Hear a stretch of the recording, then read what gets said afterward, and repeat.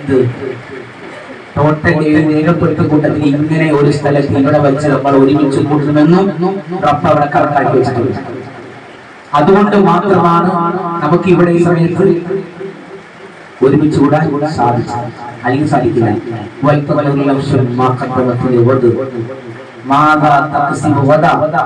നാളെ എന്താണ് സംഭവിക്കുക എന്ന് നമുക്ക് ആർക്കും പറയാൻ സാധ്യവുമില്ല. അല്ലാഹു നമ്മളെ കാത്തിരക്ഷിക്കട്ടെ.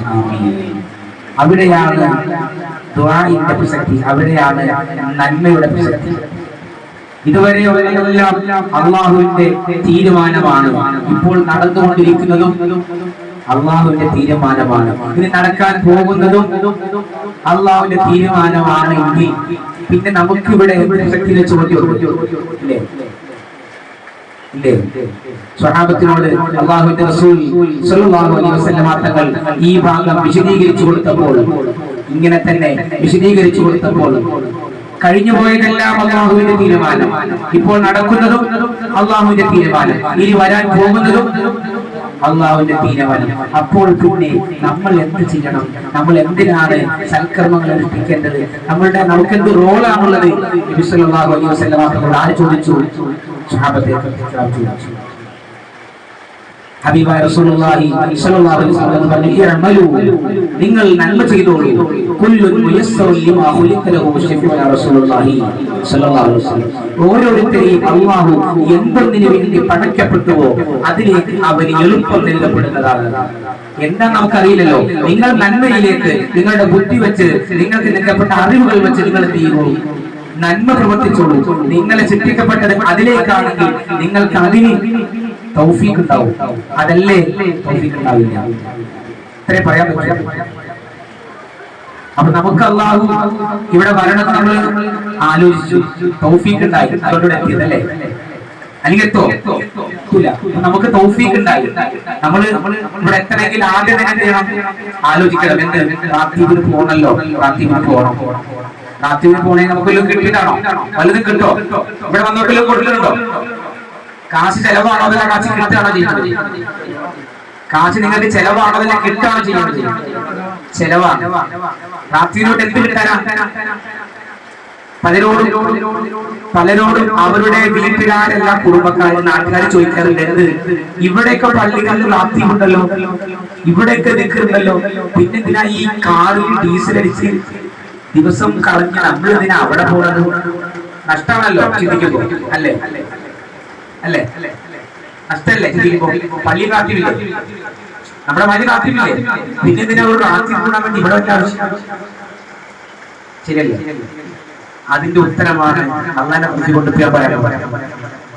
അതിന്റെ ഉത്തരം എന്താണെന്ന് വെച്ചാൽ, റഹ്മത്തുള്ളാഹി അലാ ഖുലഫാഇ ശഫീഉന റസൂലുള്ളാഹി സ്വല്ലല്ലാഹു അലൈഹി വസല്ലം. അല്ലാഹുവിന്റെ റസൂൽ പറഞ്ഞു, റഹ്മത്തുള്ളാഹി അലാ ഖുലഫാഇ, അല്ലാഹുവിന്റെ അനുഗ്രഹം എന്റെ പ്രതിനിധികളുടെ മേൽ എന്നെന്നും ഉണ്ടാവട്ടെ. എന്റെ പ്രതിനിധികളുടെ മേൽ അല്ലാഹുവിന്റെ അനുഗ്രഹം ഉണ്ടാവട്ടെ. ഫഖീല യാ റസൂലല്ലാഹ് മൻ ഖുലഫാഉക. ഉടനെ സ്വഹാബത്ത് ചോദിച്ചു, നബിയേ, ആരാണ് നിങ്ങളുടെ പ്രതിനിധികൾ? ആരാണ് നബി അവിടുത്തെ പ്രതിനിധികൾ? ആരാണ്? അവിടുത്തെ കാലത്തിന് ശേഷം അവിടുത്തെ കാര്യം ആരാണോ ചെയ്യുന്നത് അവരാണല്ലോ പ്രതിനിധികൾ. മൻ ഖുലഫാഉക യാ റസൂലല്ലാഹ്, അവിടുത്തെ പ്രതിനിധികൾ ആരാണ് നബിയേ? ഉടനെ സഫീഉന റസൂലുള്ളാഹി സ്വല്ലല്ലാഹു അലൈഹി വസല്ലം തങ്ങൾ പറഞ്ഞു, അല്ലദീന യുഹ്യൂന സുന്നതി വയുഅല്ലിമൂനഹാ ലിഉമ്മതി വയുഅല്ലിമൂനഹാ അൽഇബാദ് ഔ കമാ ഖാല സഫീഉന റസൂലുള്ളാഹി സ്വല്ലല്ലാഹു അലൈഹി വസല്ലം. അവർ എന്റെ ചര്യയെ ജീവിപ്പിക്കുന്നവർ, ഞാൻ കൊണ്ടുവന്ന ചര്യയെ, മാർഗത്തെ അതിനെ ഹയാത്താക്കുന്നവരും അത് സൃഷ്ടികൾക്ക്, അടിമകൾക്ക് പഠിപ്പിച്ചു കൊടുക്കുന്നവരുമാണ് അവർ എന്ന് ശഫീഉന റസൂലുള്ളാഹി സ്വല്ലല്ലാഹു അലൈഹി വസല്ലം. അപ്പോൾ ഹബീബായ നബി സല്ലല്ലാഹു അലൈഹി വസല്ലമ തങ്ങളുടെ ചര്യ ലോകത്ത് പഠിപ്പിക്കപ്പെടാൻ വേണ്ടി, പഠിപ്പിക്കാൻ വേണ്ടി അല്ലാഹു തആല പ്രതിനിധികളായ ഒരു സംഘത്തെ നിയോഗിക്കുമെന്നും അവരുടെ മേൽ, എന്റെ പ്രതിനിധികളാവുന്ന അവരുടെ മേൽ അല്ലാഹുവിന്റെ കാരുണ്യം വർഷിക്കട്ടെ എന്നുമാണ് ഹബീബുന റസൂലുള്ളാഹി സ്വല്ലല്ലാഹു അലൈഹി വസല്ലമ തങ്ങൾ പ്രാർത്ഥിച്ചത്, ദുആ ചെയ്തത്. എന്തുകൊണ്ടാണ് അങ്ങനെ ദുആ ചെയ്യാൻ? അല്ലാഹുവിന്റെ റസൂൽ സ്വല്ലല്ലാഹു അലൈഹി വസല്ലമ തങ്ങൾ ഈ ലോകത്തിൽ വിട പറഞ്ഞാൽ അതിനുശേഷമായി ഈ ലോകത്ത് പരിശുദ്ധ ദീൻ കൈകാര്യം ചെയ്യാൻ വേണ്ടി പ്രതിനിധികളാകുന്ന അല്ലാഹുവിന്റെ റസൂലുള്ളാഹി സ്വല്ലല്ലാഹു അലൈഹി വസല്ലമ തങ്ങളുടെ പ്രതിനിധികൾ ലോകാവസാനം വരെ ഉണ്ടാവും. അവരെ അല്ലാഹു നിയോഗിക്കും. അവരിലൂടെയാണ് മുത്തു റസൂലുള്ളാഹിന്റെ ചര്യ ഈ ലോകത്ത് ഹയാത്താക്കപ്പെടുന്നതും മറ്റുള്ളവർക്ക് പഠിപ്പിക്കപ്പെടുന്നതും. അങ്ങനെ ഒരു ചര്യയിലേക്ക് നാം എത്തുവാൻ വേണ്ടിയാണ് എന്ത് ചെയ്യുന്നത്, നമ്മൾ ഇങ്ങനെയുള്ള സദസ്സുകളിൽ പങ്കെടുക്കുന്നത്. അപ്പൊ ഇനി അടുത്ത ചോദ്യമുണ്ട്, എന്ത് ചര്യയാണ് നാം പഠിപ്പിക്കുന്നത് എന്ന് ചോദിച്ചു. വരും അലീന്റെ കയ്യിൽ തൊപ്പില്ല, ഇവന്റെ കയ്യിൽ തൊപ്പില്ല, അവന്റെ കയ്യിൽ തൊപ്പില്ല, ഇവന്റെ കയ്യിൽ തൊപ്പില്ല. എന്നാ തൊപ്പി വെക്കണ്ട, വെച്ചോ, ഞാൻ അത് പറഞ്ഞതല്ല. തൊപ്പി അവന്റെ കയ്യിൽ തൊപ്പില്ല, ഇവന്റെ കയ്യിൽ തൊപ്പില്ല. നമ്മുടെ ഉസ്താദിനാണെങ്കിൽ താടിയുണ്ട്. അപ്പൊ ചോദിക്കും, ചര്യ എന്ന് പറഞ്ഞാൽ ഇന്ന് പഠിപ്പിക്കുന്നതിന് അനുസരിച്ച് ചര്യ എന്ന് പറയുമ്പോൾ എല്ലാവരും ഒരു ലോക്കൽ ലെവലിൽ പറയും. താടി, തൊപ്പി, വെളുത്തമുണ്ട്, വെള്ള വസ്ത്രം, മുക്കാമുണ്ട്, ബാക്കി ഞാൻ പറയുന്നില്ല. ചര്യ എന്ന് പറയുമ്പോൾ ഇതൊക്കെയാണെന്ന് അല്ലേ, ഇതൊക്കെയല്ലേ നമ്മൾ മനസ്സിലാക്കുന്നത്. അങ്ങനെ എന്നാ അതല്ല ശരിയ, അതല്ല.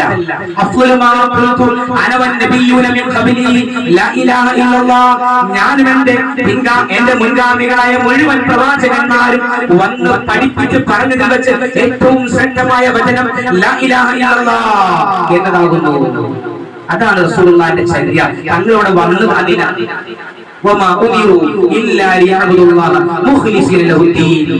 തൗഹീദ് പഠിപ്പിക്കാൻ വേണ്ടിയാണ് ഷഫീഉനാ റസൂലുള്ളാഹി സ്വല്ലല്ലാഹു അലൈഹി വസല്ലം ഇവിടെ വന്നത്. അല്ലാതെ തൊപ്പിടാനോ തലകെട്ട് കെട്ടാനോ പഠിപ്പിക്കാൻ വേണ്ടി വന്നതല്ല. അതൊക്കെ ഒരു ചര്യ എന്ന് പറഞ്ഞാൽ അതൊക്കെ ബാഹ്യമായ ചില പ്രകടനങ്ങൾ, ചില കാര്യങ്ങൾ മാത്രമാണ്.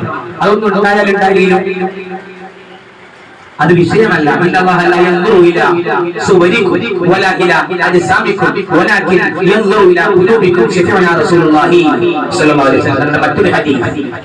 അല്ലാഹു തആല നിങ്ങളുടെ ദേശങ്ങളിലേക്കോ നിങ്ങളുടെ കോലങ്ങളിലേക്കോ അല്ലാഹു നോക്കുന്നില്ല, മറിച്ച് നിങ്ങളുടെ ഹൃദയങ്ങളിലേക്കാണ് അല്ലാഹു നോക്കുന്നത്.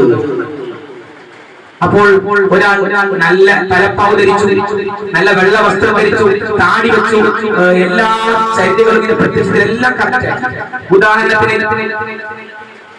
നമ്മള് പുറത്തോട്ട് സഞ്ചരിച്ചാൽ നമുക്ക് കാണാൻ കഴിയും തബ്ലീഗ് ജമാഅത്ത് എന്ന് പറയുന്ന ആൾക്കാരുണ്ടല്ലോ, തബ്ലീഗുകാരി ഇല്ലേ, തബ്ലീഗുകാരില്ലേ, ഫുള്ള് നല്ല സുന്നത്താണ്, താടി ഉണ്ടാവും, തലയിൽ മറ്റേ എല്ലാ സംഭവങ്ങളുണ്ടാവും. പക്ഷെ അവരുടെ ഉള്ളെന്താ നിങ്ങളെന്താ അതിന്റെ ഉള്ളെന്താ? ഷഫീഉനാ റസൂലുള്ളാഹി സ്വല്ലല്ലാഹു അലൈഹി വസല്ലം തങ്ങളോട് തങ്ങൾ പഠിപ്പിച്ച ചര്യയിൽ നിന്ന് ഒരു തരി പോലും അവരിലില്ല, ഒരു തരി പോലും ഇല്ല.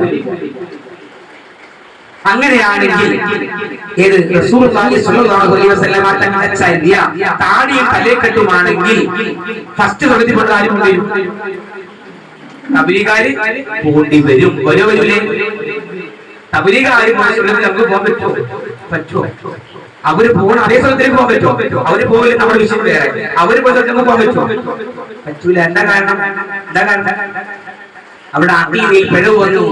ഷഫീഉനാ റസൂലുള്ളാഹി സ്വല്ലല്ലാഹു അലൈഹി വസല്ലം തങ്ങളെ നിസ്സാരപ്പെടുത്തിയവരാണ് ആര്? തബ്ലീഗ് ജമാഅത്ത്. അപ്പോ അവർ മുബത്തദികളാണെന്ന്, പുത്തൻവാദികളാണെന്ന്, അവർ വഴിപിഴച്ചു പോയിരുന്നു അഹ്ലുസ് സുന്നത്ത് വൽ ജമാഅത്തിന്റെ മുഴുവൻ പണ്ഡിതന്മാരും ഐക്യകണ്ഠേന ചെയ്തിട്ടുണ്ട്, തീരുമാനിച്ചിട്ടുണ്ട്. അതുപോലെ തന്നെയാണ് പുത്തൻവാദികളായ മറ്റെല്ലാ അലവലാരി പാർട്ടികളും എല്ലാവരും. അവർക്കൊക്കെ ചര്യയിൽ കുറവുണ്ടോ? താടിയിൽ കുറവുണ്ടോ? തലക്കെട്ടിൽ കുറവുണ്ടോ? തൊപ്പിയിൽ കുറവുണ്ടോ? അതെവിടേക്ക് എന്താ കുറവുന്നത്? അപ്പൊ അല്ലാഹുവിന്റെ റസൂൽ പറഞ്ഞ എന്റെ ചര്യയെ ജീവിപ്പിച്ചവർ എന്ന വാക്കിൽ അവർ കടന്നാൽ അത് ബുദ്ധിമുട്ടല്ലേ? ബുദ്ധിമുട്ടാണോ? നിങ്ങൾ കടക്കാൻ പറ്റുമോ? തങ്ങളുടെ വാക്കിൽ കടക്കാൻ പറ്റുമോ? കടന്നുപോയാൽ സ്വർഗ്ഗം നിർബന്ധമായില്ലേ? കടന്നുപോയ സ്വർഗ്ഗം നിർബന്ധമാണ്. തങ്ങളുടെ വാക്കിൽ എന്റെ ചര്യയെ ജീവിപ്പിക്കുന്നവർ അന്ന വാക്കിനർത്ഥം തലയിൽ കെട്ടി തൊപ്പിയിട്ട് താടി വെച്ച് നടക്കുന്നവർ എന്നാണോ? അങ്ങനെയാണോ അർത്ഥം? അങ്ങനെയാണെങ്കിൽ അബൂജഹലിന് നല്ല താടി ഉണ്ടായിരുന്നു. സിഖുകാരെ കണ്ടില്ലെങ്കിൽ നല്ല തലയിൽ കെട്ടുണ്ട്. അങ്ങനെ നോക്കിയ എന്തിനാണ് അള്ളാഹ് കൂട്ടരെ? എന്തിനാണ് പിന്നെ അള്ളാഹ്? അങ്ങനെ അള്ളാഹിനെ പറ്റിക്കാൻ പറ്റുമോ? അപ്പോ അത് വെറും ഒരു പൊളിറ്റീസാണ്. അങ്ങനെ ഞങ്ങളെ പറ്റിക്കണ്ട. അതല്ല ശരി. റസൂലുള്ളാഹി സ്വല്ലല്ലാഹു അലൈഹി വസല്ലം തങ്ങളുടെ ചര്യ എന്ന് പറഞ്ഞാൽ തങ്ങൾ എന്തിനു വേണ്ടി ഇവിടെ വന്നു? അതാണ്. എന്തിനാ നിങ്ങളോട് വന്നത്? നിങ്ങൾ പറയും എന്തിനാ വന്നത്? തങ്ങൾ തന്നെ പറയട്ടെ, അഫ്ളു മാ ഖുൽതു അന വന്നബിയ്യൂന മിൻ ഖബ്ലി ലാ ഇലാഹ ഇല്ലല്ലാഹ്. ഞാനും എന്റെ മുൻഗാമികളായ മുഴുവൻ പ്രവാചകന്മാരും ഇവിടെ വന്ന് പറഞ്ഞ് പഠിപ്പിച്ചതിൽ വെച്ച് ഏറ്റവും ഉന്നതമായ കാര്യം എന്താണ്? ലാ ഇലാഹ ഇല്ലല്ലാഹ്, അല്ലാഹു അല്ലാതെ ഇലാഹില്ല എന്ന വചനമാണ്. അതാണ് നിങ്ങളെ പഠിപ്പിക്കാൻ വേണ്ടി ഞാൻ വന്നത്. ഇത് പഠിപ്പിക്കുന്നവരാരാ? അതാണ് ചര്യ പഠിപ്പിക്കുന്നവർ. ഇത് പകർന്നു കൊടുക്കുന്നവരാരാ? അവരാണ് സുന്നത്തിനെ ഹയാത്താക്കുന്നവർ. ഇതാരാണ് നിങ്ങൾക്ക് പഠിപ്പിച്ചു വരുന്നത്? ഇത് നിങ്ങൾക്ക് എവിടെ നിന്ന് കിട്ടണം? അവിടെ നിങ്ങൾ പോകണം. ഇതാണ് അർത്ഥം. എവിടെ കിട്ടിയാലും കിട്ടില്ല. ആരാണ് നിങ്ങൾക്ക് അല്ലാഹുവിനെ പഠിപ്പിച്ചു തരുന്നത്? ആരാണ് നിങ്ങൾക്ക് അല്ലാഹുവിനെ മനസ്സിലാക്കി തരുന്നത്? അതാണ് ഹബീബന റസൂലുള്ളാഹി സ്വല്ലല്ലാഹു അലൈഹി വസല്ലം തങ്ങളുടെ ചര്യ. അല്ലാഹുവിനെ മനസ്സിലാക്കി കൊടുക്കുക, അല്ലാഹുവിനെ പഠിപ്പിച്ചു കൊടുക്കുക. ഖുർആൻ ഇറങ്ങി, വഹി ഇറങ്ങി. എത്രാമത്തെ വയസ്സിൽ?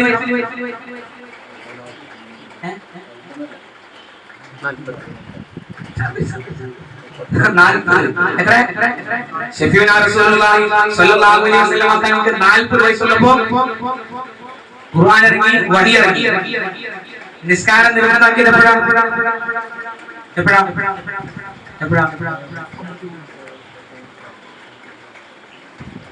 നിസ്കാരം നിർബന്ധമാക്കിയത് 10 വർഷത്തിന് ശേഷം.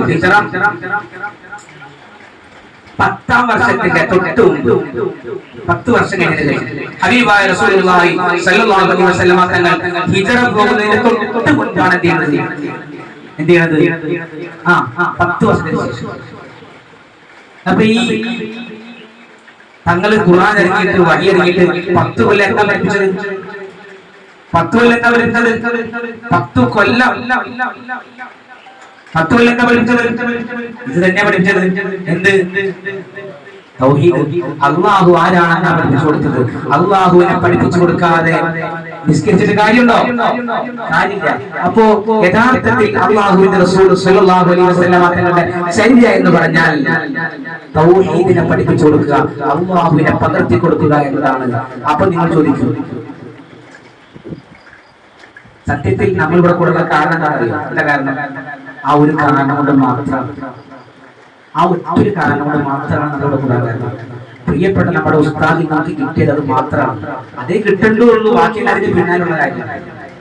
നമുക്ക് തൗഹീദ് പകർന്നത് ആരാ? നമ്മുടെ ഉസ്താദാണ്. അതെന്തുകൊണ്ട്? അതിനു മുമ്പ് ആരും ലാ ഇലാഹ ഇല്ലല്ലാഹ് പറഞ്ഞില്ലാന്നല്ലേ അർത്ഥം? പറഞ്ഞു. എല്ലാവരും പറയുന്നുണ്ട് ലാ ഇലാഹ ഇല്ലല്ലാഹ്, എല്ലാവരും പറയുന്നുണ്ട്. മുജാഹിദും പറയുന്നില്ലേ? അല്ലാഹു കലന കഴിവില്ലെന്ന് പറയുന്നില്ലേ? പറയുന്നില്ലേ? പക്ഷെ തൗഹീദ് ആവൂല. എന്താ കാരണം? മുജാഹിദ് പറയുന്നില്ലേ അല്ലാഹു കലന കഴിവില്ലെന്ന് പറയുന്നില്ലേ? അത് തൗഹീദ് ആവൂലല്ലോ. എന്താ ആവുന്നത്? അങ്ങനെ ആവൂല. തൗഹീദ് ആവണമെങ്കിൽ ഈ പറയുന്ന ആൾ എന്ത് വേണം?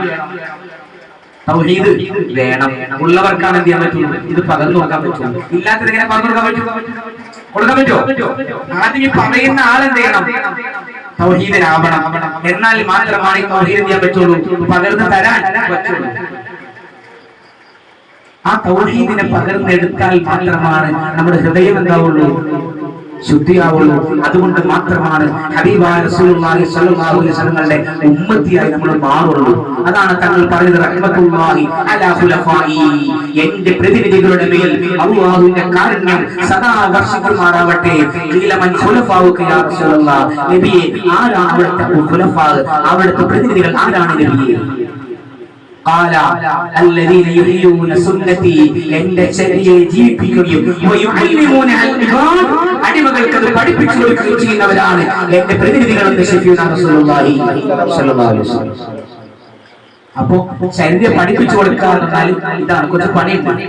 അച്ഛനെന്ത് പണിയല്ലോ? ഒരു തൊപ്പി വെച്ചോ, ഒരു താടി വെച്ചോ, ഒരു മുണ്ട് എടുത്തോ, അത് പഠിപ്പിക്കുന്ന പണി ഒരു പണിയുണ്ടോ? ഇതല്ല, ഇത് കുറച്ച് പണിയുണ്ട്. ഇത് ഹൃദയത്തിലേക്ക് പകർന്നു കൊടുക്കണമെങ്കിൽ അതിന് പറ്റിയ ഹൃദയം വേണം. നമ്മളിതിന് തയ്യാറാവണം. അതിന് സന്ദർഭം സാഹചര്യം സംഗീതം നമുക്ക് എന്ത് ചെയ്യണം? അത് പകർന്നു കിട്ടണം. ഈ തൗഹീദ് പകർന്നു കിട്ടണം. തൗഹീദാണ് നമ്മുടെ ആഗ്രഹ സ്വത്ത്. ഇനി നിങ്ങൾക്ക് കേൾക്കണോ? തൗഹീദിന്റെ വില എന്താണെന്നറിയോ? തൗഹീദിന്റെ വില എന്ന് പറഞ്ഞാൽ നമ്മൾ ചില ചരിത്രങ്ങളിൽ കാണാൻ കഴിയും. രക്ഷപ്പെടാത്തൊരു മനുഷ്യൻ, അമലുകൾ കൊണ്ടൊന്നും രക്ഷപ്പെടാത്തൊരു മനുഷ്യൻ ചരിത്രത്തിൽ കാണാൻ കഴിയും. ഒരു മനുഷ്യൻ അങ്ങേയറ്റം ദോഷിയായിരുന്നു, ദുർമാർഗിയായിരുന്നു. ആ ദോഷിയായ മനുഷ്യൻ, ദുർമാർഗിയായ ആള് മരിക്കാൻ നേരത്ത് അയാൾ പറഞ്ഞു, ഞാൻ മരിച്ചു കഴിഞ്ഞാൽ നിങ്ങൾ എന്നെ കത്തിച്ചു കളയാം, ബാക്കി വെച്ചിട്ട്. അപ്പോൾ ചോദിച്ചത് എന്താ? അതൊക്കെ കത്തിച്ചോ, കബറിലേക്ക് കൊണ്ടുപോകും. കബറിലേക്ക് കൊണ്ടുപോകുന്നു, കാരണം അവിടെ മലക്കുകൾ പല പ്രശ്നങ്ങളുണ്ട്. അത് കാരണം എന്തോ നിങ്ങൾ കത്തിച്ചോ, അത് വേണോ? കത്തിച്ചോ, എന്നെ മരിച്ചാൽ നിങ്ങൾ കത്തിച്ചോ, അതെന്റെ വസിയത്താണ്, ദയവ് ചെയ്ത് കബർ നടക്കരുത്, ദയവ് ചെയ്തിട്ട് പ്ലീസ് എന്റെ വസിയത്താണ്, കത്തിക്കണം എന്ന് നിർബന്ധം പറഞ്ഞു. അവസാനം അദ്ദേഹത്തെ കത്തിച്ചു. ആ മനുഷ്യന്റെ ചരിത്രം ഹബീബുനാ റസൂലുള്ളാഹി സ്വല്ലല്ലാഹു അലൈഹി വസല്ലം തങ്ങളുടെ ചരിത്രം റിപ്പോർട്ട് ചെയ്യപ്പെടുന്നു. അദ്ദേഹത്തെ മശ്ശറയിലേക്ക് കൊണ്ടുവരുമ്പോൾ അള്ളാഹു ചോദിക്കും അടിമയോട്, ഓ അടിമേ, നീ എന്തിനാണ് നിന്റെ ശരീരം കത്തിക്കാൻ വേണ്ടി പറഞ്ഞത്? അതോ പഠിച്ചോനെ, സത്യമായി എനിക്ക് നിന്റെ മുന്നിൽ വന്ന് നിൽക്കാനുള്ള പേടി കൊണ്ട് ഞാൻ ഒരുപാട് തെറ്റ് ചെയ്തു, സത്യം. പക്ഷേ നിന്റെ ശിക്ഷ എനിക്ക് പേടിയാണ്. നിന്റെ മുന്നിൽ എങ്ങനെ ഞാൻ നിന്നെ ഫേസ് ചെയ്യാനുള്ള പേടി കൊണ്ടും മടി കൊണ്ടും സത്യമായിട്ട് നിന്റെ ശിക്ഷ താങ്ങാനുള്ള കെൽപ്പ് എനിക്കില്ല പഠിച്ചത്. അത് കാരണം ഞാൻ എങ്ങനെ അവസാനിച്ച് പോട്ടെ എന്ന് കരുതി ഞാൻ പറഞ്ഞതാണ്. അപ്പൊ അള്ളാഹു സത്യമാണ് നീ പറയുന്നത്, സത്യമായിട്ട് എനിക്ക് പേടിയായിട്ടാണ്. അപ്പൊ അള്ളാഹു പറയാണ്, എന്റെ ശിക്ഷയെ പേടിച്ചവരെ, എന്നെ പേടിച്ചവരെ ഞാൻ ശിക്ഷിക്കാറില്ല, നീ പോയിക്കോ, സ്വർഗ്ഗത്തിലേക്ക് പോയിക്കോ. ഷഫീഉനാ റസൂലുള്ളാഹി സ്വല്ലല്ലാഹു അലൈഹി വസല്ലം. ഇപ്പൊ എന്താണ് സംഭവിച്ചത്? ഇയാളുടെ ഉള്ളിൽ തൗഹീദ് ഉണ്ട്. എന്തുണ്ട്? തൗഹീദ്, അല്ലാഹുവിനെ വിശ്വാസം.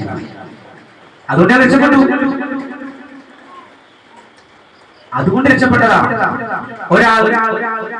അതും റസൂലുള്ളാഹി സ്വല്ലല്ലാഹു അലൈഹി വസല്ലം എന്താണ് 500 കൊല്ലം ഇബാദത്ത് എടുത്തു. 500 കൊല്ലം ഇബാദത്ത് എടുത്തിട്ട് ഈ മനുഷ്യൻ സ്വർഗ്ഗത്തിലേക്ക് കൊണ്ടുപോകാൻ വേണ്ടിയിട്ട് അല്ലാഹു തആല എന്റെ ഔദാര്യം കൊണ്ട് എന്റെ കൃപ ഫ്രീ ആയിട്ട് ഫ്രീ ആയിട്ട്. അപ്പൊ 500 ഇബാദത്തോ, ഞാൻ 500 കൊല്ലം രാവും പകലില്ലാതെ കഷ്ടപ്പെട്ട് ഇബാദത്തില്ലേ, പകലിൽ പോലും നോമ്പ് രാവിലെ നിസ്കാരം. അപ്പൊ അതോ ഫ്രീ ആയിട്ട് കൂടെ എന്റെ കർമ്മങ്ങളുണ്ടല്ലോ, അത് വെച്ച് പോയിക്കൂടെ? അതുണ്ട്, തൂക്കി നോക്കാം, കർമ്മങ്ങൾ തൂക്കി നോക്കാൻ വേണ്ടി അത് തൂക്കി നോക്കിയിട്ടൊന്നുമില്ല. പൊയ്ക്കോളം പറഞ്ഞതാ, ഫ്രീ ആയിട്ട് പോയിക്കോ, പൊയ്ക്കോളം പറഞ്ഞതാണ്, തൂക്കി നോക്കാണ്ടിരുന്ന പോയിക്കോ. അപ്പൊ തൂക്കിക്കോ, എന്താ കുഴപ്പം? 500 പാടില്ലേ, തൂക്കിക്കോ, അങ്ങനെ തൂക്കാം. എന്നിട്ട് എന്ത് ചെയ്തു? 500 കൊല്ലത്തിൽ ബാധ്യത ചെയ്തു, ഒരു തട്ടിൽ ഞാൻ നിനക്ക് തന്ന അനുഗ്രഹങ്ങളിൽ നിന്ന് ഒരു കണ്ണ് മാത്രം, അതിന്റെ ക്വാളിറ്റി, അതിന്റെ ആ ഒരു കനം ഇപ്പുറത്ത് വെക്കാൻ പറഞ്ഞു. അങ്ങനെ കണ്ണിന്റെ ആ ഒരു പവർ എടുത്തിട്ട് എന്ത് ചെയ്തു? അതിപ്പോ ഡിജിറ്റൽ ആണല്ലോ, പറഞ്ഞിട്ട് ആവശ്യമില്ലല്ലോ. അതെടുത്തിട്ട് എന്ത് ചെയ്തു? സ്വർണ്ണം വരെ ക്യാറ്റ് നോക്കുന്ന കാലല്ലേ, നമുക്ക് സംശയിക്കേണ്ട ആവശ്യമില്ല. ഇപ്പുറത്ത് തൂക്കി. പക്ഷേ കണ്ണിനൊക്കണില്ല. 500 കൊല്ലത്തെ ഇബാദത്ത് പൊങ്ങിയാണ് പോയി, കണ്ണ് താന്നു പോയി. അപ്പൊ അള്ളാഹു പറഞ്ഞു, ഒരു കണ്ണായിട്ടുള്ളൂ, മറ്റേ കണ്ണിന്റെ കൈയിന്റെ കാലുണ്ട്, ജീവിതാവസാനം വരെ നിനക്ക് ഞാൻ ശ്വാസം തന്നു, വെള്ളം തന്നു, എല്ലാം ഉണ്ട്, അതൊക്കെ തൂക്കാൻ കിടക്കുകയാണ്. ഇപ്പൊ തന്നെ കഴിഞ്ഞു. ഈ നല്ല നരകത്തിലേക്ക് കൊണ്ടുപോകൂ. മലക്കുകളോട് കൽപ്പന, ഈ മനുഷ്യനെ നരകത്തിലേക്ക് കൊണ്ടുപോകും. നരകത്തിലേക്ക് കൊണ്ടുപോണ വഴിയിൽ ഞാനൊന്ന് ഞാൻ തിരിഞ്ഞു നോക്കി. പിന്നെയും മലക്കൾ സമീപിക്കുമല്ലോ, സഭാന്യാക്കളല്ല, അവർ വെച്ചുകൊണ്ടുപോയി. പിന്നെയും എതൊക്കെ ഒന്ന് തിരിഞ്ഞു നോക്കും, നരകത്തിലേക്ക് എത്താനായി. അപ്പോഴും അയാൾ 3-ാം വട്ടം തിരിഞ്ഞു നോക്കിയപ്പോൾ അള്ളാഹുവിന്റെ അടുത്ത കൽപ്പന, അയാളെ കൊണ്ടുവരും. അയാൾ കൊണ്ടുവന്നു. അതല്ല, നീ എന്തിനാ തിരിഞ്ഞു നോക്കണത് നരകത്തിലേക്ക് പോകുമ്പോ? അതെ പഠിച്ചോനെ, ഞാൻ കേട്ടിട്ടുണ്ട് നീ പാവമാണ്, നീ കാരുണ്യവാനാണ്, ഒരുപാട് പുറത്തു കൊടുക്കും ഒക്കെ ഞാൻ കേട്ടിട്ടുണ്ട്. എനിക്ക് ഒരു പ്രതീക്ഷ, നീ എങ്ങനെ തിരിച്ചു വിളിച്ചാലോ, എനിക്ക് പുറത്തു തന്നാലോ, നിന്റെ മനസ്സരി നീ ഒന്ന് അലിവുള്ളവനാണല്ലോ, നീ അലിഞ്ഞാലോ എനിക്കൊരു പ്രതീക്ഷ ഉള്ളിലുണ്ടായിരുന്നു. അത് കാരണം ഞാൻ തിരിഞ്ഞു നോക്കിയതാണ്. അള്ളാഹു ഉടനെ പറഞ്ഞു, എന്നിൽ പ്രതീക്ഷ അർപ്പിച്ചവരെ ഞാൻ കൈയൊഴിയാറില്ല. ഈ അടിമയെ സ്വർഗ്ഗത്തിലേക്ക് കൊണ്ടുപോകും. ഇവിടെ എന്തായി? അയാളുടെ ഉള്ളിൽ തൗഹീദുണ്ട്, അല്ലാഹുവിൽ പ്രതീക്ഷയുണ്ട്, അല്ലാഹ് കൈവിടില്ല എന്നുള്ള പ്രതീക്ഷ അയാളുടെ ഉള്ളിലുണ്ട്. അതല്ലാഹ് ഇഷ്ടപ്പെട്ടു. അള്ളാഹ് അത്രയുള്ളൂ. അള്ളാഹിനെ വിശ്വസിക്കണം, അള്ളാഹുവിൽ പ്രതീക്ഷ അർപ്പിക്കണം. അവനിൽ പ്രതീക്ഷ അർപ്പിച്ചാൽ അള്ളാഹു കൈവിടുക. ബാക്കി കുന്നോളം നമ്മൾ എന്തൊക്കെ തലകുത്തി മറിഞ്ഞിട്ട് ഒരു കാര്യമില്ല. തലകുത്തി മറിയണമെന്നല്ല പറഞ്ഞത്, തലകുത്തി എപ്പോഴും പറയണം, അതല്ല വിഷയം. എന്ത് പോയിട്ട് കിടക്കുന്ന തൗഹീദ് ഉള്ളിലുണ്ടെങ്കിൽ മാത്രമാണ് അത് പഠിപ്പിക്കാനാണ് ആര് വന്നത്? ശഫീഉനാ റസൂലുള്ളാഹി സ്വല്ലല്ലാഹു അലൈഹി വസല്ലം. റഹ്മത്ത്, അല്ലാഹുവിന്റെ കാരുണ്യമില്ലാതെ ആരും രക്ഷപ്പെടില്ല സഹാബത്തെ. അല്ലാഹുവിന്റെ കാരുണ്യം. നമ്മൾ എന്തെല്ലാം ചെയ്താലും നമ്മുടെ പ്രതീക്ഷ എന്തിലായിരിക്കണം? അല്ലാഹുവിന്റെ കാരുണ്യത്തിൽ മാത്രമായിരിക്കണം.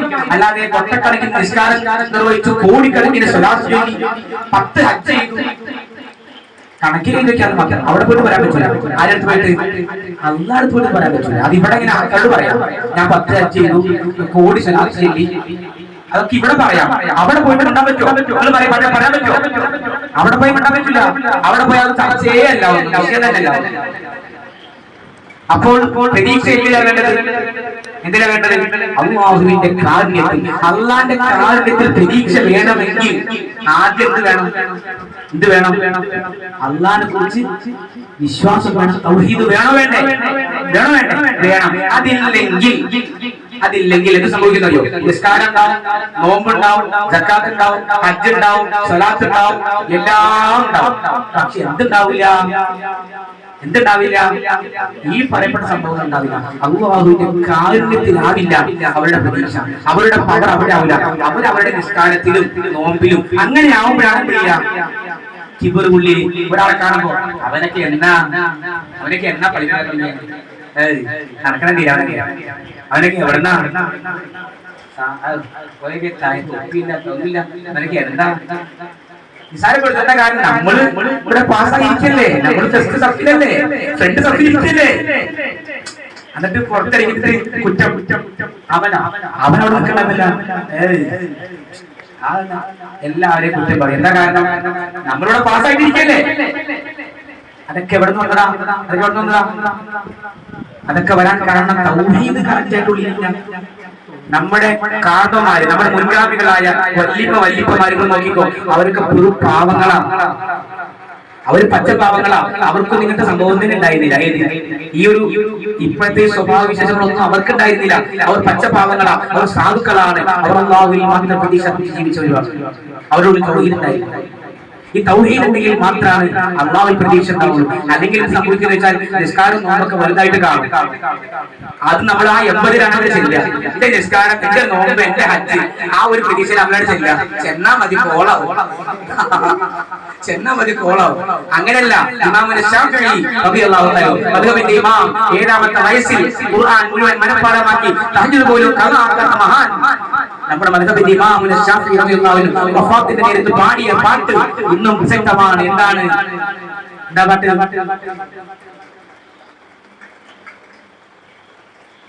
റജാഇ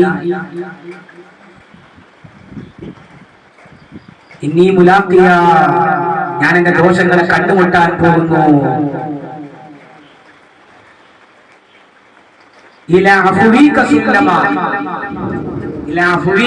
സുല്ലമ, അല്ലാഹു പറയാ, പഠിച്ചോനെ, ഞാൻ ചെയ്തു പോയ എന്റെ തെറ്റുകുറ്റങ്ങൾ ഞാൻ കണ്ടുമുട്ടാൻ പോവുകയാണ്. എന്നിട്ട് പറയാണ്, ആരാ പറയണത്? ഇമാമുൽ ശാഫിഈ എന്ന് പറയാം. എന്നിട്ട് പറയാ,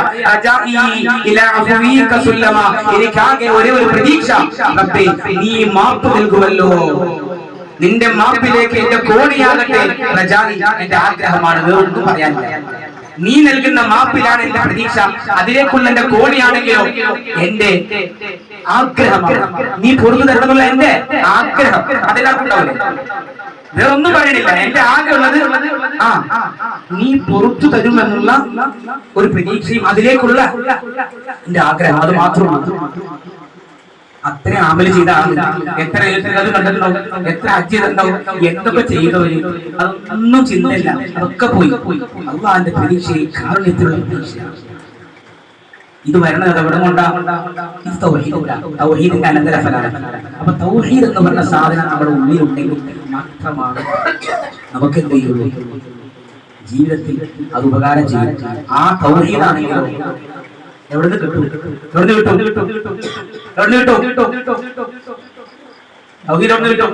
പള്ളി പോയാൽ മുസ്താഫരത്തായി കിട്ടോ? കിട്ടൂല. അവിടെ ഇവിടെ പ്രാർത്ഥനയായി കിട്ടോ? കിട്ടൂല. എവിടുന്ന് കിട്ടും? തൗഹീദ് കിട്ടണമെങ്കിൽ തൗഹീദ് ഉള്ളോടത്ത് ചെല്ലണം. തൗഹീദ് ഉണ്ടാവണമെങ്കിൽ ഒരു മനുഷ്യൻ അള്ളാഹു അല്ലാതെ മറ്റൊന്നും ഇല്ലാതെ അള്ളാഹുവിനെ അല്ലാതെ കാണാത്തൊരു മനുഷ്യൻ നമ്മൾ കാണണം. അതാണ് തൗഹീദുള്ള മനുഷ്യൻ. എളുപ്പമല്ല. ഞാൻ നിന്നെ കാണില്ല, നമ്മൾ പരസ്പരം കാണില്ല. ഇങ്ങനെയൊന്നും അല്ലാത്തൊരു മനുഷ്യൻ സമൂഹത്തിൽ തെരഞ്ഞാൻ കാണാൻ കഴിയില്ല. മസ്ജിദൊക്കെ കാണാൻ കഴിയോ? അള്ളാഹുവിനെ അല്ലാതെ മറ്റൊന്നിനെയും കാണാത്ത, കേൾക്കാത്ത, അറിയാത്ത ഒരാൾ, അവരാണ് തൗഹീദിന്റെ വക്താവ്. അത് എവിടുന്ന് കിട്ടും? അങ്ങനെ ഒരാളെ, അങ്ങനെ ഒരു ഉസ്താദ് കണ്ടെന്ന് പറയും, നമുക്ക് കാണാൻ പോവാം. ഞാനും വരാം, എനിക്ക് ഭയങ്കര ആഗ്രഹം. അങ്ങനത്തെ ആൾക്കാരെ കണ്ടിരിക്കാം. ഞങ്ങൾ ഇടയ്ക്കൊക്കെ പോവാം. അള്ളാഹുവിനെ അല്ലാതെ ആരെയും കാണാത്ത, കേൾക്കാത്ത, അറിയാത്ത ആരെങ്കിലും നിങ്ങൾ പറയും. ഇമാമുന ഗസാലി റളിയല്ലാഹു അൻഹു പറയുന്നു, അങ്ങനെയുള്ള ആരെങ്കിലും ഒരാൾ എവിടെയെങ്കിലും പണ്ഡിതന്മാരിൽ ഉണ്ടെന്നറിഞ്ഞാൽ അവരെ കാണാൻ വേണ്ടി യുഗയുഗാന്തരങ്ങൾ ഞാൻ യാത്ര ചെയ്യുമായിരുന്നു. അതിനുവേണ്ടി എത്ര സഞ്ചരിച്ചാലും അത് പുണ്യമാണ്. അതുകൊണ്ടാണ് മൂസ നബി സ്വല്ലല്ലാഹു അലൈഹി വസല്ലമയോട് അല്ലാഹുവിന്റെ ഖുർആൻ പറഞ്ഞത്, നബിയെ, മൂസ നബിയെ നിങ്ങൾ പോകണം, ഖിദ്റിനെ കാണാൻ വേണ്ടി പോകണം. എന്താ ഖിദ്റിന്റെ പ്രത്യേകത? അലൈഹിസ്സലാമിന്റെ പ്രത്യേകത എന്താ? പറയൂ, എന്താ പ്രത്യേകത? ഈ തൗഹീദാണ് കുട്ടികളെ അതിന്റെ പ്രത്യേകത, മറ്റൊന്നുമല്ല. മൂസ നബി സ്വല്ലല്ലാഹു അലൈഹി വസല്ലം ഇല്ലതിനേക്കാൾ ഉന്നതമായ തൗഹീദ് ആരിലുണ്ടായിരുന്നു? സയ്യിദുനാ ഖിദ്ർ അലൈഹിസ്സലാമിലുണ്ടായിരുന്നു. എന്തുകൊണ്ടുണ്ടായിരുന്നു? സദസ്സിൽ വന്ന് ചോദിക്കുകയാണ്, ആരാണ് മൂസ നബിയെ ഇന്നീ കാലത്തേക്ക് അറിവുള്ളത്? ആര് പറഞ്ഞുപോയി? പറഞ്ഞുപോയി. ഉടനെ അല്ലാഹുവിന്റെ പണിഷ്മെന്റ്, അല്ല മൂസ, അല്ല, നമ്മുടെ അടിമയുണ്ട് ഖിദ്ർ, അവരെ കാണാൻ പോകണം. അപ്പോഴാണ് മൂസാ നബിക്ക് പറഞ്ഞു പോലെ അബദ്ധം മനസ്സിലായി. യുഗയുഗാന്തരങ്ങൾ ഞാൻ നടക്കേണ്ടി വന്നാലും അദ്ദേഹത്തെ കാണാൻ പോകുമെന്ന് ശപഥം ചെയ്തു. ആര്? സയ്യിദുനാ മൂസ അലൈഹിസ്സലാം. ചെന്ന് കണ്ടില്ലേ? ഖുർആൻ കഥ പറഞ്ഞില്ലേ? എന്താ പറഞ്ഞത്? ഖുർആൻ ആ വാക്ക് ഉച്ചരിക്കുന്നു, ഞാൻ ആ കപ്പലിന് ഐബാക്കാൻ, ഓട്ടയുണ്ടാക്കാൻ ഞാൻ ഉദ്ദേശിച്ചു എന്ന് ആര് പറഞ്ഞു? ആര് പറഞ്ഞു? സയ്യിദുനാ ഖിദ്ർ അലൈഹിസ്സലാം. എന്താ പറഞ്ഞത്? ഞാൻ ഉദ്ദേശിച്ചു. സത്യത്തിൽ ഉദ്ദേശം ആർക്കുള്ളത്? അള്ളാഹുവിന് മാത്രമേ ഉള്ളൂ. സംശയിക്കാതെ പറയൂ, അള്ളാഹ്ക്ക് മാത്രമേ ഉള്ളൂ. ഉദ്ദേശിക്കാനുള്ള കഴിവാർക്കുള്ളത്? അതിൽ പങ്ക് ചേർക്കുന്നുണ്ടോ? ഉദ്ദേശിക്കാനുള്ള കഴിവാർക്കുള്ളത്? അള്ളാഹ്ക്ക് മാത്രമേ ഉള്ളൂ. യാതൊരു ആൾക്കും ഉദ്ദേശിക്കാനോ, പ്രവർത്തിക്കാനോ, കാണാനോ, കേൾക്കാനോ, അറിയാനോ, പറയാനോ, പറയിപ്പിക്കാനോ യാതൊരു ആർക്കും കഴിയില്ല. അങ്ങനെ ആരും വിശ്വസിച്ചു പോകരുത്, തെറ്റാണ്. സയ്യിദുനാ ഖിദ്ർ അലൈഹിസ്സലാം പറയുന്നു, ഞാൻ ഉദ്ദേശിച്ചു. അപ്പൊ നമ്മൾ എങ്ങനെ അത് കൂട്ടി യോജിപ്പിക്കും? രണ്ടാമത് ഉദ്ദേശിക്കാൻ പറ്റോ? അള്ളാഹ്ക്ക് മാത്രമല്ലേ പറ്റുള്ളൂ. അപ്പോൾ അവിടെയാണ് അതാണ് ഖിദ്ർ അലൈഹിസ്സലാം അള്ളാഹുവിലൂടെയാണ് പറഞ്ഞത്. അള്ളാഹുവിലൂടെയാണ് ആ കലാം പറഞ്ഞത്. ഞാനെന്ന് പറഞ്ഞാൽ അവിടെ അള്ളാഹുവിൽ ഫനായി പോയ ഒരു അടിമയുടെ വാക്കാണ്. അവിടുത്തെ അർത്ഥം ഞാൻ എന്ന് പറഞ്ഞാൽ അവിടുത്തെ അർത്ഥം ഖിദ്ർ അലൈഹിസ്സലാം എന്നല്ല അർത്ഥം. അവിടുത്തെ അർത്ഥം അള്ളാഹു എന്നാണ്. അവിടെ അള്ളാഹ് എന്ന് വരാത്തത് അവിടെ അള്ളാഹ് ഞാൻ വേറെയല്ല. അതുകൊണ്ടാണ് പറഞ്ഞത്.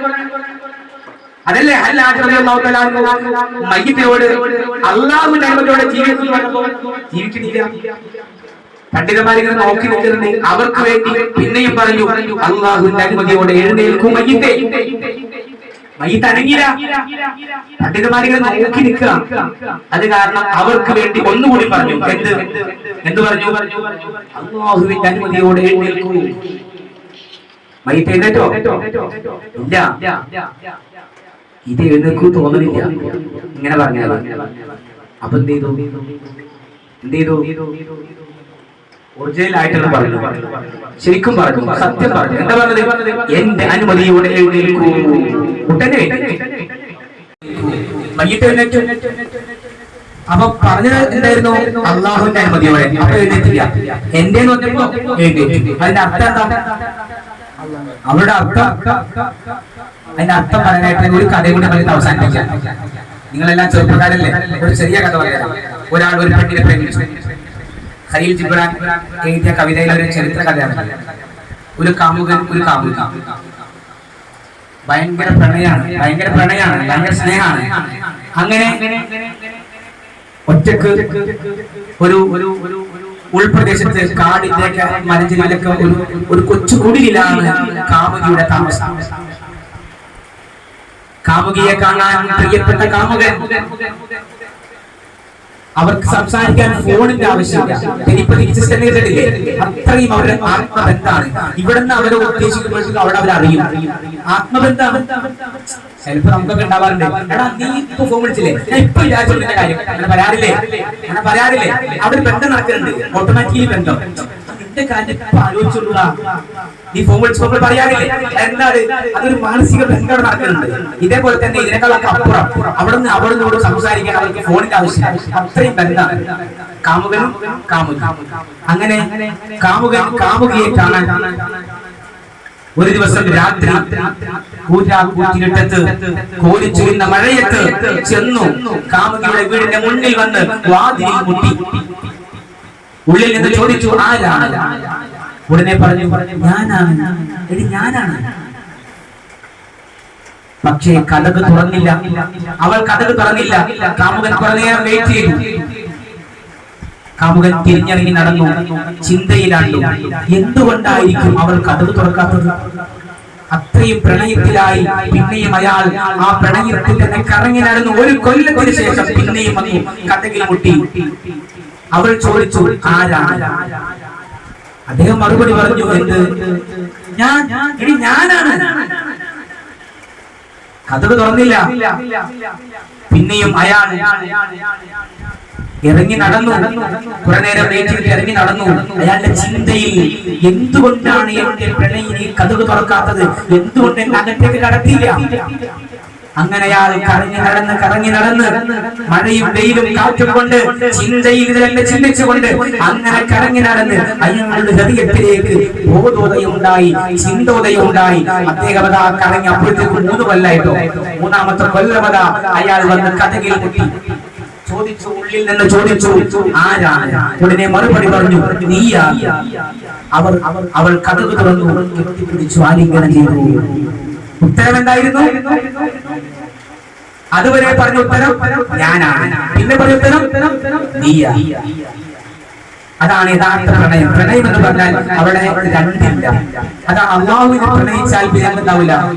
ലാ ഇലാഹ ഇല്ലല്ലാഹ് എന്ന കെലിമയിൽ നിന്ന്, കെലിമയുടെ ആദ്യപദിയിൽ നിന്ന് രണ്ടാമത്തെ സ്റ്റെപ്പായ ലാ ഇലാഹ ഇല്ല അൻതയിലേക്ക് എത്തും. നീയല്ലാതെ ഇലാഹില്ല.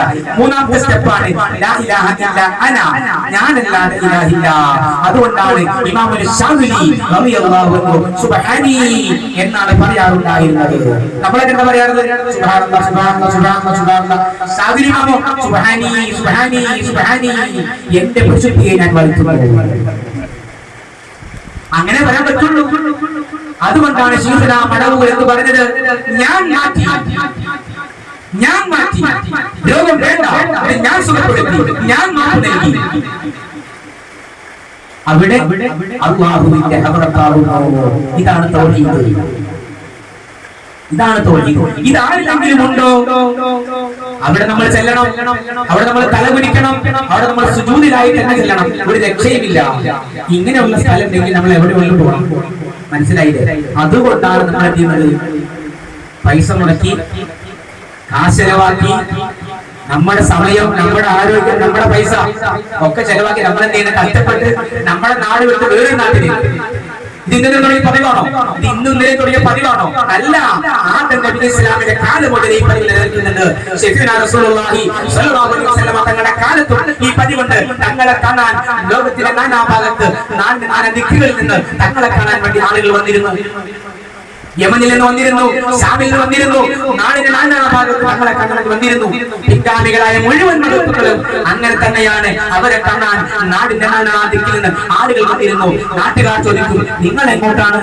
ഞങ്ങൾ ഇന്നാളെ കാണാൻ. അതെന്താ? ഞങ്ങൾക്കൊന്നും അറിയില്ലല്ലോ ഇയാളെ. അതറിയോ? അതറിഞ്ഞോളന്നുണ്ടോ? അതറിഞ്ഞോളന്നില്ല. വണ്ട് തേൻ കുടിക്കും അല്ലേ? അല്ല, പൂക്കളിൽ തേൻ കുടിക്കും. അടിയിൽ തവളകൾ ചെളിയിൽ കിടന്നിങ്ങനെ എന്ന് പറയണ്ടാവും. അവർക്ക് തേൻ എന്താണെന്ന് അറിയോ? തൊട്ടയിലല്ലേ? അറിയില്ല. തവളകൾക്ക് ചെളി അറിയുള്ളൂ. അവർ ചെളി പൂക്കൾ എന്ത് ചെയ്യും? ദൂരേന്ന് വന്നിട്ട് തേൻ കുടിച്ച് ഇതേപോലെ തന്നെയാണ്. അപ്പോൾ നമ്മൾ എന്തിനാണ് ഈ യാത്ര ചെയ്യുന്നത്? നമ്മൾ എന്തിനാണ് ഈ കഷ്ടപ്പെടുന്നത്? എന്തിനാണ് കഷ്ടപ്പെടുന്നത്? അള്ളാഹുവിനെ കിട്ടാൻ, തൗഹീദ് നമ്മുടെ ഹൃദയത്തിൽ കടന്നു കിട്ടാൻ, അള്ളാഹുവുമായുള്ള ബന്ധം നമുക്കുണ്ടാവാൻ. എങ്കിൽ മാത്രമാണ് ഈ ജീവിതം ഫലപ്പെടുകയുള്ളൂ. എങ്കിൽ മാത്രമാണ് നാം രക്ഷപ്പെടുകയുള്ളൂ. ബാക്കി ഒന്നുകൊണ്ടും രക്ഷയില്ല എന്ന് അള്ളാഹുവിന്റെ ഖുർആൻ സാക്ഷ്യപ്പെടുത്തുന്നു. ഹബീബുനാ റസൂലുള്ളാഹി സ്വല്ലല്ലാഹു അലൈഹി വസല്ലം സാക്ഷ്യപ്പെടുത്തുന്നു. അള്ളാഹുവിന്റെ കാരുണ്യമില്ലാതെ ആർക്കും രക്ഷപ്പെടാൻ കഴിയില്ല. ഉടനെ സ്വഹാബത്ത് ചോദിച്ചു, യാ റസൂലല്ലാഹ്, നബിയോ നിങ്ങളുടെ കാര്യം നിങ്ങളോ? എല്ലാവരുടെ കാര്യം തങ്ങൾ പറഞ്ഞു. അള്ളാന്റെ കാരുണ്യം രക്ഷപ്പെടാൻ കഴിയില്ല. ഉടനെ സ്വഹാബത്ത് ചോദിച്ചു, യാ റസൂലല്ലാഹ്, തങ്ങളുടെ അവസ്ഥ എന്താ? ഇല്ല അൻ യതഗമ്മദനി അല്ലാഹു ബിറഹ്മതിഹി, അല്ലാഹു അവന്റെ കാരുണ്യം കൊണ്ട് എന്നെ പൊതിഞ്ഞാലല്ലാതെ ഞാനും രക്ഷപ്പെടുകയില്ല. ആരാ പറഞ്ഞത്? അഷ്റഫുൽ ഖൽഖ് മുഹമ്മദ് റസൂലുള്ളാഹി സ്വല്ലല്ലാഹു അലൈഹി വസല്ലം. ഈ അയ്മദ് ആരാണ് പറയാനുള്ളത്? അല്ലാഹു അവന്റെ കാരുണ്യം കൊണ്ട് എന്നെ പൊതിഞ്ഞാലല്ലാതെ ഞാനും രക്ഷപ്പെടുകയില്ല സഹാബത്തേ. ഇതാണ് തൗഹീദ്.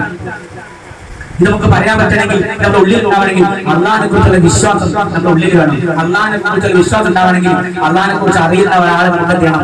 അത് പകർന്നു തരണം. അത് കേൾക്കാനും പഠിക്കാനും അള്ളാഹു നമുക്ക് ഭാഗ്യം നൽകട്ടെ. അതിനാവട്ടെ നമ്മുടെ യാത്രയും, അതിനാവട്ടെ നമ്മുടെ കച്ചപ്പാടും. ഈ കച്ചപ്പാടുകളെല്ലാം അള്ളാഹുവിന് വേണ്ടിയായി അള്ളാഹു ഖബൂൽ ചെയ്ത് അനുഗ്രഹിക്കട്ടെ. ആമീൻ. ദുആ ചെയ്തുകൊണ്ട് നിർത്തുന്നു. അൽഹംദുലില്ലാഹി റബ്ബിൽ ആലമീൻ. അസ്സലാമു അലൈക്കും വറഹ്മത്തുള്ളാഹി വബറകാതുഹു.